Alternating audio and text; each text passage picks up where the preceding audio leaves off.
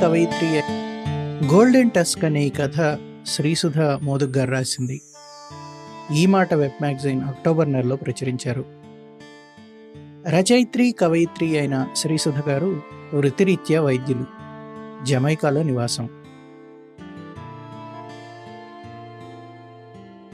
శరవణంతో ఈ సంభాషణ జరిగి ఉండకపోతే బహుశా పెరియార్ గురించి కానీ చేవా గురించి కానీ తెలిసి ఉండేది కాదు. వాళ్ళ దగ్గరికి నేను వెళ్ళి ఉండేవాడిని కాదు. అయినా ఎవరి దగ్గరికైనా వెళ్లాల్సి ఉంటే ఏదో విధంగా వాళ్ళని చేరతాం అనేది సరసు వక్త. బహుశా నిన్నెవరూ అడిగి ఉండరు నీకేం కావాలో. వాళ్ళదేమీ తప్పులేదు శరవణన్, నాకేం కావాలో నాకే తెలీదు. ఈరోజు ఎవరి దగ్గర ఉండాలనిపిస్తుంది. వాళ్ళు చాలా నచ్చుతారు. ఆ సమయంలో వాళ్ళని చాలా ఇష్టపడతాను. వాళ్ళు లేకుండా నేను ఉండలేననిపిస్తుంది.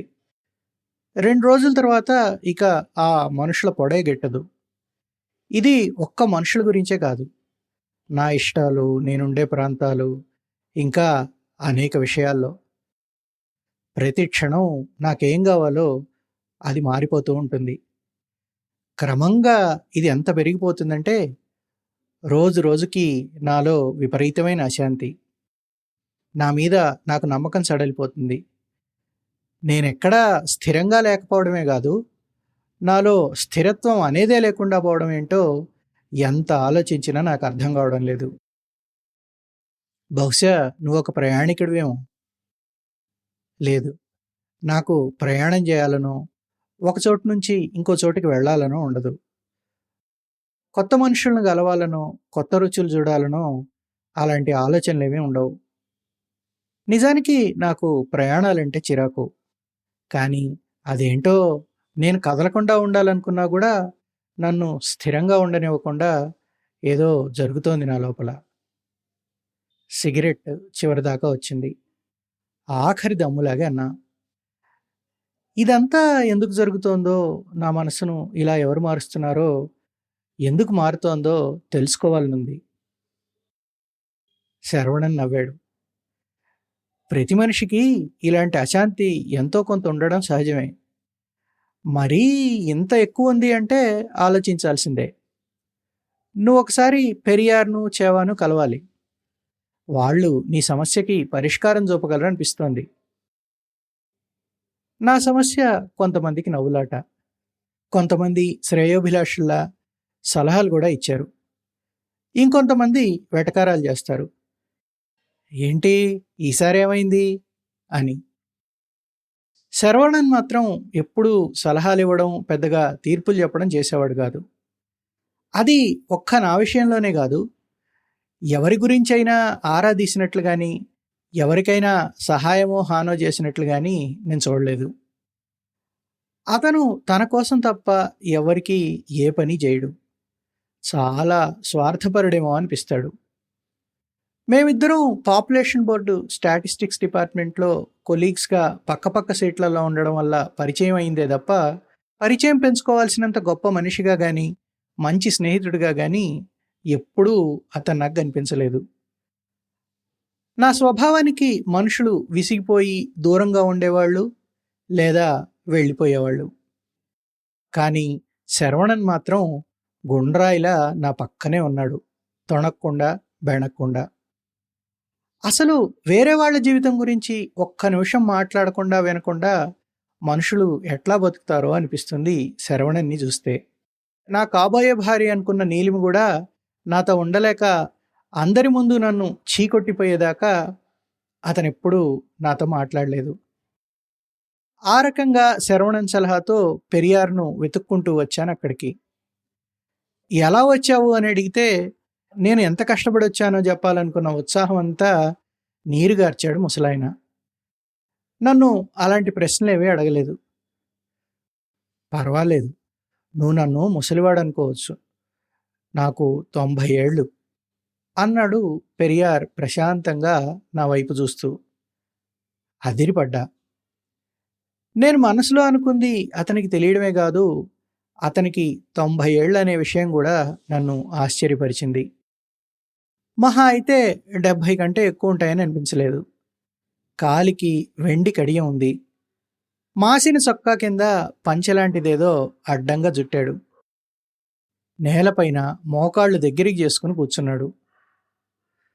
కింద కూర్చోక తప్పలేదు నాకు. అతని ఎదురుగా కూర్చున్నా.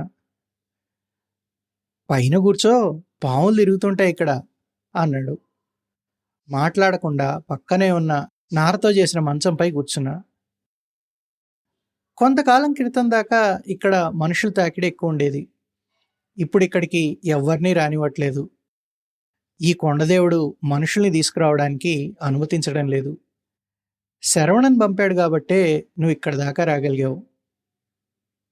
శరవణన్ ఎలా తెలుసు? శరవణన్ ఈ కొండజాతి మనిషే, ఇక్కడే పెరిగాడు. అతడిక శరవణన్ గురించి ఏమీ మాట్లాడలేదు. లోపలికి వెళ్ళి వేడిగా జావ తీసుకొని వచ్చాడు. ఈ దాగు, రాత్రికి మనం చాలా దూరం నడవాలి, సత్తువ కావాలి నీకు అన్నాడు. జావ కొద్దిగా వగరుగా ఉంది. తాగుతూ ఉంటే దాని రుచి అద్భుతంగా అనిపించింది. ఇంకా తాగాలనిపించింది. కడుపు నిండుగా తాగకూడదు, కాసేపు పడుకో అన్నాడు పెరియార్. అక్కడ వాతావరణం కొత్తగా ఉంది. అంత ఎండా లేదు, చలి లేదు.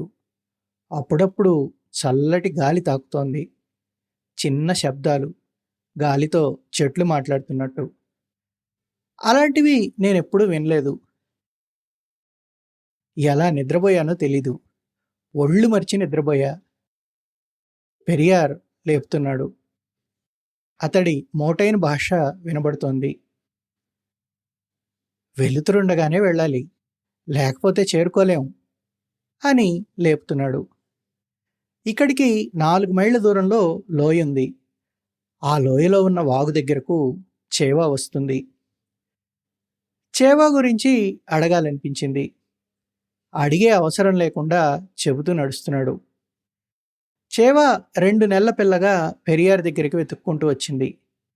దాని ఒక దంతం పల్చటి బంగారు రంగులో మెరుస్తూ ఉండింది. అది ఈ కొండదేవుడిచ్చిన బిడ్డ అనుకొని పెంచినట్లు చెప్పుకొచ్చాడు. ఆ తెగలో ఎవరైనా చనిపోబోయే ముందు 2 రోజులు చేవ ఏమీ తినేది కాదు. దాని కళ్ళలోంచి అదే పనిగా నీరొచ్చేది. వారు చనిపోగానే అది అడవికి వెళ్ళిపోయి 3 రోజుల తర్వాత వచ్చేది. దానిని ఎవరైనా ప్రశ్నలు అడిగితే దాని తొండంతో తలపైన తట్టేది. ఆ ప్రశ్నకి సమాధానం దొరికేదని చెప్పుకునేవారు. కొన్ని రోజులకి దానికి ఏదో శక్తి ఉందని, అది భవిష్యత్తుని చెప్పగలదని నమ్మడం మొదలుపెట్టారు. కొందరు డబ్బుల కోసం బయట మనుషులకి చెప్పడం మొదలుపెట్టారు. ఆ రకంగా కొత్త మనుషులు రావడం మొదలైంది. మనుషులు ఎక్కువగా రావడం చేవాకి నచ్చలేదు. అడవిలోకి వెళ్ళిపోయింది. ఎప్పుడైనా కనిపిస్తుంది. దాన్ని గెలవాలంటే నేనే లోయలో ఉన్న వాగు దగ్గరికి వెళ్ళి ఎదురు చూస్తాను. అది అందరినీ గెలవదు. కొంతమంది వచ్చి రోజుల తరబడి ఉండేవారు. కనబడక నిరాశగా వెళ్ళిపోయేవారు. కొంతమందికి కనిపించేది కానీ ఏమీ చెప్పకుండా వెళ్ళిపోయేది. చాలా కొద్ది మందిని మాత్రం అది పలకరిస్తుంది కానీ అని ఆగాడు కొంచెం సంకోచంగా. అదేంటో వింత. అది పలకరించాక వాళ్ళు అడగాల్సిన విషయాన్ని వదిలేసుకుంటారు. వాళ్ళు సంతోషంగా తిరిగి వెళ్ళినట్టు కూడా అనిపించేది కాదు. దుఃఖాన్ని మోస్తున్నట్లు, జీవిత రహస్యం ఏదో తెలుసుకున్నట్లు భారంగా వెళ్ళిపోయేవారు. అన్నిటికీ సిద్ధమయ్యే వచ్చావు కదా, నీ పేరేంటి అన్నాడు మధ్యలో. శేషు అన్నాను. పేరు విన్నాక పెరియార్ సన్నగా కంపించినట్లు అనిపించింది. పర్వాలేదులే, నువ్వు శేషు అయితే మాత్రం ఏమైంది అన్నాడు నవ్వుతూ. నేనతనికి 2 అడుగులు వెనక్గా నడుస్తున్నా. సన్నటి సాయంత్రం వెలుతురులో నడుస్తున్నాం. పెరియార్ కాళ్ళకి చెప్పులు లేవు, కానీ వేగంగా నడుస్తున్నాడు. హైకింగ్ షూస్ వేసుకుని అతనితో పోటీపడి నడవడానికి ప్రయత్నిస్తున్నా. చాలా దూరం నడిచినట్లు అనిపించింది. నెమ్మదిగా లోయలోకి దిగడం మొదలుపెట్టాం. వెలుతురు మసక చీకటికి మారింది. చల్లగా గాలి జుట్టుకుంటోంది. సన్నటి బాట. ఒక్క మనిషి అడుగులు మాత్రమే పట్టేంత బాట. చీకటి మెల్లగా లోయను ఆక్రమించుకుంటోంది. మెల్లగా దిగు అంటున్నాడు పెరియార్. ఎంతో అలవాటైన బాటలో సులభంగా అడుగులు వేస్తున్నాడు. నా కోసం మధ్య మధ్యలో ఆగి వెనక్కి చూస్తున్నాడు. నాకు కాళ్ళ నొప్పులు మొదలయ్యాయి.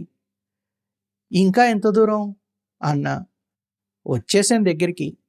అలసిపోతే ఆకాశం వైపు చూడు, నక్షత్రాలు నీకు శక్తినిస్తాయి అన్నాడు. నవ్వు వచ్చింది. నక్షత్రాలు శక్తినివ్వడమేంటి అని. శరవణన్ మాట విని అనవసరంగా ఇక్కడికి వచ్చానా అనిపించింది. అనుమానాలు దేన్ని నమ్మనియో అన్నాడు. పెరియార్ నా మైండ్ చదువుతున్నాడు. చేవా కాదు, పెరియార్ చెప్తాడేమో నా సంగతి అనుకున్నా. నా ఆలోచనల మధ్య ఎప్పుడు వచ్చామో ఏమో ఎదురుగా పెద్ద వాగు. సన్నటి నీటి చప్పుడు తప్ప ఏమీ వినబడట్లేదు. పక్కనే ఒక విశాలమైన బండ మీద పెద్ద పెద్ద బండలు ఎవరో పెట్టినట్లు ఏటవాలుగా కలిపున్నాయి. పెరియార్ దానిపైకెక్కి చేయిచ్చాడు. కష్టపడి ఎక్కాను. అందమైన అద్భుతమైన ప్రదేశాలు తెలుసు, కానీ ఇంత ప్రశాంతమైన ప్రదేశం నేనెప్పుడు చూడలేదు. అక్కడికి మనుషులెవరూ రారేమో. ఎవరూ రాని చూడని ప్రదేశం. అంతలో ఎక్కడెక్కడో ఉన్న పక్షులొచ్చి పెరియార్ చుట్టూ తిరిగి అతనిపై అలవాటుగా వాలుతున్నాయి. వెళ్ళి వాగులో స్నానం చేసి ఎగిరిపోతున్నాయి. అవి సంగీతం ఏదో పాడుతున్నట్లు సన్నటి సవ్వడి చేస్తున్నాయి. అదంతా చిత్రంగా అనిపించింది. ఇది వరకు ఎవరినైనా ఇక్కడికి తీసుకొచ్చావా అన్నా. లేదు, ఇక్కడికి ఎవరిని తీసుకురాలేదు. వాళ్ళొచ్చిన పనులు, వాళ్ళ కోరికలు వేరు. నీలా వచ్చిన వాళ్ళెవరూ లేరు. చేవా అని పేరెందుకు పెట్టావు? అది నా చిన్ననాటి స్నేహితురాలి పేరు. తను అడవిలో తప్పిపోయింది. మళ్ళీ కనబడలేదు. ఆమె ఇలా ఏనుగులా వచ్చిందనిపించింది. అందుకే ఆ పేరు పెట్టాను. లేళ్ల గుంపు ఒకటొచ్చి నీళ్లు దాగి వెళ్ళిపోయింది. కాసేపటికి ఏనుగుల గుంపు వచ్చింది. వాటిలో చేవా లేదు అన్నాడు. అవి స్నానం చేసి నీళ్లలో ఈదులాడి వెళ్ళిపోయాయి. ఆ దృశ్యాలన్నీ ఎంతో అద్భుతంగా ఉన్నాయి. ఇక చేవా రాదేమో. పెరియార్ ఏమీ మాట్లాడలేదు. ఆకాశం వైపు చూసి కళ్ళు మూసుకున్నాడు. ఆకాశం నిండా నక్షత్రాలు. అవి నా వైపే చూస్తున్నట్లు అనిపించాయి. వాటి నీలపు వెలుగు ఏదో చెప్తోంది. ఒక్కసారిగా నా జీవితం అంతా ఆకాశంలో పరుచుకున్నట్లు కనిపిస్తుంది. తేనెతుట్టపైకి రాయి విసిరి తుమ్మెదలను లేపి అందకుండా బెరిగెత్తిన 8 ఏళ్ల నేను. పారిపోతున్న కుక్కని వెంటబడి కొడుతున్న నేను. నవ్వుతున్న అమ్మమ్మ ముఖం. అన్నింటి చుట్టూ పరిగెత్తకు అని వారిస్తున్న ఆమె కళ్ళు. నా దుఃఖాన్ని తుడిచేందుకు దొరకని ఆమె చీర కొంగు. భుజాలపై ఎత్తుకు తిరిగిన రాములు. అతను పాడిన పాట. పూడుకుపోయిన అతని గొంతు. అర్ధాంతరంగా వదిలేసి వెళ్ళిన తండ్రి. అతను లేని జీవితపు ఆనందంలో తేలియాడిన తల్లి. దుఃఖాన్ని వదిలించుకొని పారిపోతున్న నేను. పరిగెడుతూనే ఉన్నా. నాకు దుఃఖం వద్దు. దుఃఖం లేని శాంతి కావాలి. మరిప్పుడు పెళ్ళుబుకుతున్న ప్రశాంతతలో పొర్లి వస్తున్న దుఃఖం. శరవణన్ నవ్వట్లేదు. నా వైపు దయగా చూస్తూ ఆకాశంలోకి నడుస్తున్నాడు. అతని ముందు పెరియార్, చేవా. నాకెప్పుడు నిద్ర పట్టిందో తెలియలేదు. నీళ్లు చిలకరిస్తున్న శబ్దం. వాగులో పల్చటి బంగారు వర్ణపు దంతం ఉన్న చిన్న ఏనుగు చేవా. దాంతో ఎవరో 10 ఏళ్ల పిల్లవాడు పెరియార్లా ఉన్నాడు. ఇద్దరూ నీళ్లలో మునిగి తేలాడుతున్నారు, ఆడుతున్నారు. వారి ముఖాల్లో వెలుగు ఏ చిత్రకారుడు బంధించలేని అందమైన దృశ్యంలా ఉంది. చెట్లకు ఆకులున్నంత సహజంగా ఉన్నారు. 90 ఏళ్ల ముసలివాడు 10 ఏళ్ల పిల్లవాడయ్యాడు. మరి బంగారు దంతపు చేవ ఎవరు? ఏనుగేనా? దేవుడా? నిజంగా దానికి శక్తులున్నాయా? అయినా ఈ శక్తుల అవసరం ఎందుకు వారికి? సంతోషం, సుఖం, దుఃఖం, చీకటి, కాంతి వంటివేవి పట్టని వాళ్ళు, ఆశించని వాళ్ళు. వాళ్ళకి ఇవేమీ అవసరం లేదు. వాళ్ళు ఎక్కడికి వెళ్ళనవసరం లేదు. వాళ్ళకి వాళ్ళను మిగిల్చుకున్నారు. ఆసరా కోసం ఆకాశం వైపు చూశా. ఎప్పుడు చూడనన్ని నక్షత్రాలు నాతో పాటు అవి వాళ్ళని చూస్తున్నట్లున్నాయి. కళ్ళు మూసుకున్నా. ఎవ్వరినీ కదిలించాలనిపించలేదు. చేవాని పిలవాలనిపించలేదు. దేన్ని వినాలనిపించలేదు. ఎటు వెళ్ళాలనిపించలేదు. అస్థిమితానికి స్థిమితానికి కారణాలు వెతకాలనిపించలేదు. మరణం, జీవితం రహస్యాలవ్వని కాకపోని ఎవరో నన్ను హత్తుకున్న స్పర్శ నిజమో కలో భ్రాంతో తెలీదు.